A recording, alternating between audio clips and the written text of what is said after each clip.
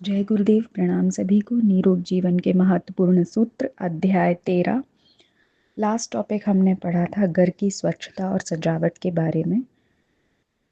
आइए इसी श्रृंखला में आगे बढ़ते हैं। घर पर ही कलई चढ़ाइए।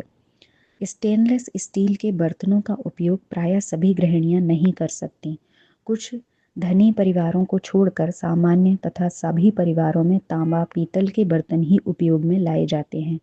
इन बर्तनों के प्रयोग में सबसे बड़ी दिक्कत आती है उनमें कलई करवाने की, और यदि कलई न कराई जाए तो उनमें रखी हुई खाद्य सामग्री सब्जी वगैरह खराब हो जाती है, उनका स्वाद बिगड़ जाता है, बर्तनों में पट लग जाते हैं। कभी कभी तो यहाँ तक देखा गया है कि इनमें अधिक देर तक रखी हुई सब्जियां खा लेने से उल्टी भी हो जाती है। अतः इन बर्तनों पर कलई करवाना आवश्यक हो जाता है। यदि एक बार कलई करा लेने पर वर्षों के लिए छुट्टी मिल जाए तो अच्छी बात है, किंतु बात वैसी नहीं है।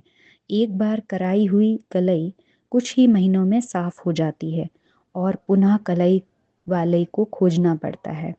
इस प्रकार बार बार कलई वाले को ढूंढने की परेशानी व धन की बर्बादी होती है। इन परेशानियों से बचने के लिए घर पर ही अधिक मात्रा में कलई करने की विधि यहाँ प्रस्तुत की जा रही है, जिसे अपनाकर इन सभी परेशानियों से मुक्ति पाई जा सकती है। आवश्यक उपकरण: एक पत्थर के कोयले की अंगीठी, एक लकड़ी के कोयले की अंगीठी, एक बड़ी नांद जिसमें इतना पानी भरा जा सके कि कलई किए गए गरम बर्तन ठंडे किए जा सकें, एक लोहे की जाली जिसे कपड़ों के कोयले की अंगीठी पर रखकर जिस पर बर्तन गरम करने होंगे, एक बड़ा भगोना या तपेला जिसमें कलई घोलनी होगी। आवश्यकतानुसार बर्तनों के अंदाज से कलई अथवा कलई तथा नौसादर ले लें और उन सभी बर्तनों को इकट्ठा करके अपने पास रख लें जिन पर कलई चढ़ाना है। सर्वप्रथम पत्थर की अंगीठी तैयार करके उस पर बड़ा बर्तन भगोना या तपेला चढ़ाकर कलई को खूब गर्म कर लें। कलई जब अच्छी तरह पिघल जाए तो उसमें कलई की मात्रा का 0.6 भाग नौसादर डाल दें। अब लकड़ी के कोयले की अंगीठी पर वह लोहे की जाली रख दें।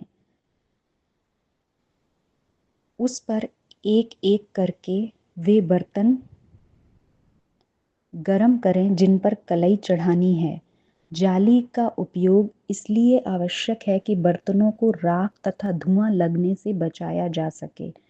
बर्तन जब अच्छी तरह गर्म हो जाए तो पत्थर की अंगीठी पर रखे हुए कलई के घोल वाले भगोने में डाल दें। उसमें भरी तथा पिघली हुई कलई बर्तन के चारों ओर अंदर बाहर अच्छी तरह चढ़ जाएगी। अब उस बर्तन को सड़ासी से पकड़कर तुरंत बड़े नाद के ठंडे पानी में डाल दें।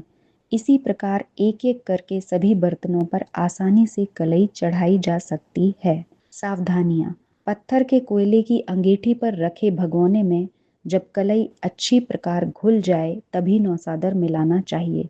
जिन बर्तनों को कलई चढ़ाना हो वे लकड़ी के कोयले की सिगड़ी तथा हीटर पर ही गर्म करने चाहिए, क्योंकि उन्हें अधिक गर्मी की आवश्यकता नहीं होती तथा धुएं आदि से काले होने का भय नहीं रहता है। कलई चढ़े बर्तन को तुरंत बाद ही पानी, गोबर मिश्रित पानी या हल्के तेजाब अम्ल में डाल देना चाहिए। ऐसा करने से धब्बे नहीं पड़ते हैं। सभी बर्तनों पर कलई कर चुकने के बाद भी यदि कलई बच जाती है तो उसे संभाल कर रख लें, पुनः उपयोग में ले सकते हैं। यह विधि बड़ी मात्रा में बर्तनों पर कलई करने से सुविधाजनक और सस्ती पड़ती है। एक ही परिवार में अधिक बर्तन न हो सकें तो आसपास के 3-4 परिवार मिलकर इस विधि को उपयोग में ला सकते हैं। तो आज के टॉपिक में हमने पढ़ा कि बर्तनों पर हम कलई कैसे चढ़ा सकते हैं। तो यदि आपके घर में ऐसे बर्तन हैं कि आपको कलई चढ़ाने की आवश्यकता है तो आप इस विधि का प्रयोग कर सकते हैं। आज के लिए इतना ही। जय गुरुदेव। प्रणाम सभी।